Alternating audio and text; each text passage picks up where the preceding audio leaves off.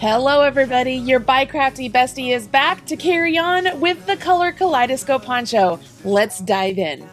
Show me love, show me love. Hello my friends and welcome back to the Color Kaleidoscope Poncho Knit Along. This is video 3 of a 4-part series and I am so excited that you have gotten to this part.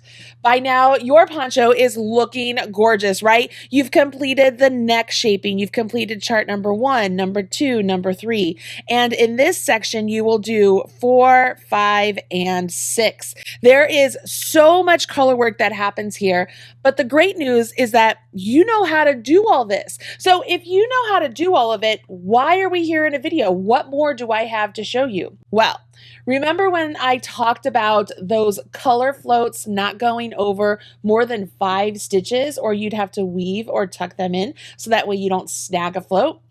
Well, actually in chart number 6, we have a section where our colors will travel over 7 stitches right down here. So I will show you how to weave or tuck those floats in this video. Which means this video is going to be short and sweet and you'll be off to the races to work on your poncho. Like always, this section of the poncho is a free pattern. I will put a link in the video description box right down there below. Once you get that pattern, grab your material, grab your homework, join me back here and I'm going to show you how to weave and tuck in those ends so that way you can be off and begin knitting. Show me love. You have your homework, your pattern, and all of your materials. Let's go ahead, take a look right down here, and this is our chart number 4. The first thing I want you to notice about chart number 4 is that our stitch pattern repeat has 16 stitches. Chart number 3 ended with 14, then you did a round of increases, now we have 16 stitches. One thing to note here is that if you are not using stitch markers yet between your stitch pattern repeats, I highly recommend you start doing that now. Take it from my own experience, you guys. When you start getting to these stitch pattern repeats that are 16, 18, 20, 22, 24, it becomes really easy to accidentally make a mistake, and those stitch markers that will help you make sure you're at the right point just over those small amount of stitches will just save you a huge amount of time. So if you have not used those stitch markers yet, use those now, okay? The other thing to notice about chart number 4 is that we are doing our color changes, right? So we have 2 colors here that are the same for 1 and 2. A color change happens for row or round number 3. Color change happens on 4. Color change happens on 5. And then 6 and 7 are the same. One thing to note is that at no point is one color traveling over more than 5 stitches before it's used again in this chart. So that means that this chart is going to be as easy to read as the previous 3 charts you've done. So the great thing there is that you don't have to learn anything new other than just following the chart with your new colors. And if you haven't added those stitch markers, do that now. All right, so once we complete chart number 4, that brings us to chart number 5. One of the benefits of chart number 5 when I got to this in the sample is I was very excited that I was just using 3 colors. At one point, I had a whole nother color in here for row number 3, but then I changed my mind. I was like, nope, I want to have just 3 colors. And I wanted this to be complementary to the first chart we did. If you remember the first chart, it was like orange arrows, right? So for this one, I wanted really a chevron to be a little bit more vertical. If we think of the arrows being horizontal, I wanted these chevrons to add some vertical color work to our poncho. So that's why I chose this particular stitch pattern. Again, we have increased to 18 stitches because you worked your round of increases from chart 4 to chart 6. There's a round in there with your main color. So now we have 18 stitches between our markers. And it looks like there's a bunch of stitches here that are just all pink before you use your white again, but it's only 5 stitches. So we don't have to weave or tuck in our ends here because at no point is one of our colors traveling over more than 5 stitches. Again, that means that this chart right here is just as easy for you to complete as charts number 1, 2, 3, and 4. Number 5 is not going to be any different, other than you're going to have fewer tails to weave in because there aren't that many color changes. How excited are you about that? That brings us to chart number 6. So after you do your increases, it will take you so that you have 20 stitches now between your marker. The next thing to notice about chart number 6 is there's a lot of colors happening here. And I'm going to tell you some of my thought process as I designed this particular chart. I really wanted to bring in my pop color again, but I didn't want to use it in the middle of the charted motif. I wanted to use it sort of as a border. And I love the way this sprout looks right next to the sea foam, so I chose to keep those two together. In the middle here, in this motif section, if I had made all of these that are the opposite color than the mustard, if I had made those all the same color, they would sort of resemble trees. Like can you see this, how it would look like it's a giant tree? And I didn't want trees, but again, I liked the idea of having what kind of looks like an arrow pointing down. So we have our arrows going, horizontal, we have our zigzag going up and down, and then I liked the idea of these arrows pointing down. I liked the way it gave a dimension to all of the colors that are happening in the poncho. Because if you have all the stitch patterns that look the same, the color work is just going to look like a muddied mess. So they have to be different, but they have to complement each other. At least that's the way I feel. So that's why I chose this chart. And then as far as all of the color changes, that's because I didn't want trees. I wanted these arrows essentially to point down. You'll notice that there are color changes, right? There's color changes. I decided to keep one of my more muted colors in the background here to let all of the colors really pop up. So I held all of my colors in my left hand, or I kept them on the left side because I wanted these to be more dominant than the background color. I also chose at the last minute, mind you, I chose this when I got to round number 6. I originally had it with the same color right here with the brown mustard. And I was like, you know what? I really think having this cream stripe in the middle of this motif would look really good in the overall look of the poncho, and it drew in that cream from using it above, and I was like, yep, that's what we need to do. So that's why I added it here, and I'm very pleased that I did.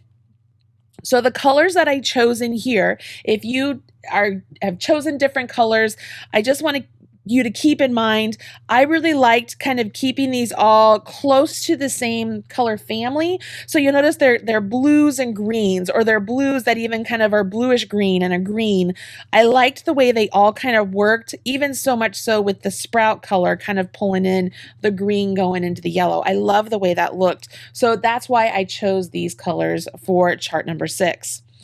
The big takeaway from chart number 6 is that it's the first time you will have a color that has to travel across more than 5 stitches before it's used again. Now, do you absolutely have to weave or tuck in your float if it travels across more than 5 stitches? No. However, you run the risk of snagging that float on your fingers as you're putting on your poncho, or on your ring, or in your earrings as you're putting it on, or whatever it may be. So it's nice to just kind of weave and tuck in that float as you go. And it makes it very easy if you use those colors that are really the chevron-y pointing down arrows. If you make those your dominant, it's going to be very easy to weave and tuck your ends, because those are the colors that we are going to have to weave or tuck in. Because you'll notice right here on round 5, we go 1, 2, 3, 4, 5, and then 1, 2, 3. 1, 2, 3, 4, 5, 6, 7. So it's on that row right there. So the 7 there, and then this becomes 7, right? There's 5 there, and then 2 over here. That's where we will weave or tuck in our float. All right, we're going to weave or tuck in our float. So you're asking, Marley, then how do I do that? Just get to it. I got you.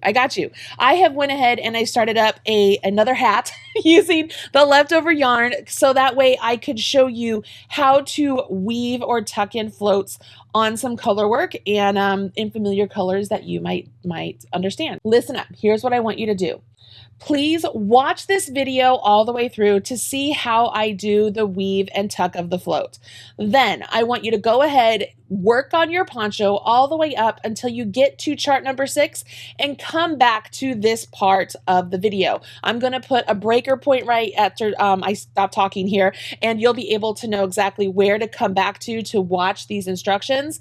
But I want you to watch them first before you go off and begin knitting on your poncho. All right, so here I go. I'm going to grab my stuff and we're going to do this. We're going to weave and tuck in our float. Show me up, show me love. Okay, like I said, I'm working up a hat with my leftover yarn because I love making hats. The teal is on my left hand, the cream is on my right hand. I have a significant number of stitches in the cream before I use my teal, which means I'm going to weave or tuck in my teal. So here we go. I want to go ahead and I will knit a few stitches with my cream. And then I want to decide, all right, here's where I'm going to weave or tuck in my teal. So here's how it goes. You go into the stitch, take your left hand yarn, bring it on top and lay it on top of your right hand needle. Okay. Now we're going to wrap our right hand needle with the yarn in our right hand and then unwrap or unlay that yarn that's in your left hand. So see how it's just laying on top of that yarn right there? And then go ahead and knit with the color from your right hand. That color is right there. It's now woven or tucked in right there. We've just tucked that float and I can continue on working my stitches until I have to use that teal again. In this example, I just have 5 stitches from the teal to teal, which is totally fine. You can weave or tuck in floats over 5 stitches or more. It's up to you. And then we'll do it again. So let's see here. I had the 5 stitches and I'm going to follow my pattern here so I don't have to do any weaving in right here. It'll be on the next one. All right. So here is 1. That's the end of my stitch pattern repeat. So I slip my marker. Here's 2. And on this one, I'm going to do it again. You guys ready? Take the yarn that's on the left side, bring it up top, lay it on top of the needle. Yarn that's on the right side, wrap it around the right hand needle. Undo or unlay or unwrap that yarn that was on the left side. So now you just have yarn on that's wrapped around your left hand needle from your right side and knit. And that's it, guys. I'm doing this obviously with the yarn in both hands, but the process would be the absolute same if you are dropping your yarn each time. So let me show you that. Okay, so I'm going to follow my pattern here. And then I will drop the yarn and keep everything consistent. All right, so I have all the colors. So I'm going to drop my left because I'm going to be using this color. So I have 1, 2, maybe I knit the third one. You don't have to do it all at the same time or the same intervals. And let's do it on the 4th. So I put my needle in. I'm going to grab the yarn that I want to weave or tuck in. I'm laying it on top. Grabbing the white, wrapping around, and then I pull this one off. See how it's just tucked right there? And I knit with the white. Okay, I have 5 of them.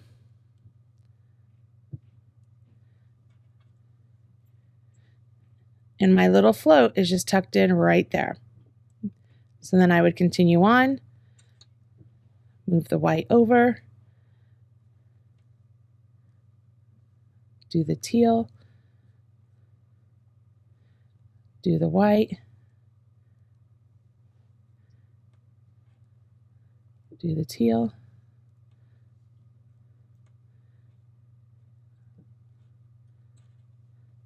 Do the white.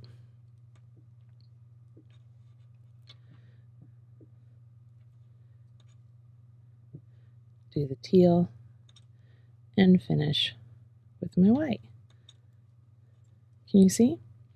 All right, and there you have it. Now you know how to weave or tuck in a long float. It's not so difficult, right? And once you've done it a couple times, you're gonna be like, oh my gosh, this is a piece of cake. I really enjoy doing this. All right, everybody, make sure you are weaving in those tails as you go. Don't wait to the very end. You will be hating life. Trust me. Take the time, weave in those ends, finish charts number 4, 5, and 6, and work the final increase. And then when we get back to section 4, we will be ready to jump in with charts number 7 and 8 and do that ribbing. We will discuss how to lengthen our poncho if we want to do that. And then we will wrap everything up. As you are working along, make sure you're taking pictures and share with us on social media. Use hashtag MarleyBird or Marley Made Me Do It or Color Kaleidoscope Cal. I absolutely love seeing your progress pictures and I love smashing your like button. We are almost to the end, you guys. Make sure you take some breaks, stretch your hands, drink lots of water, and I'll see you in the next video. Bye. Show me love.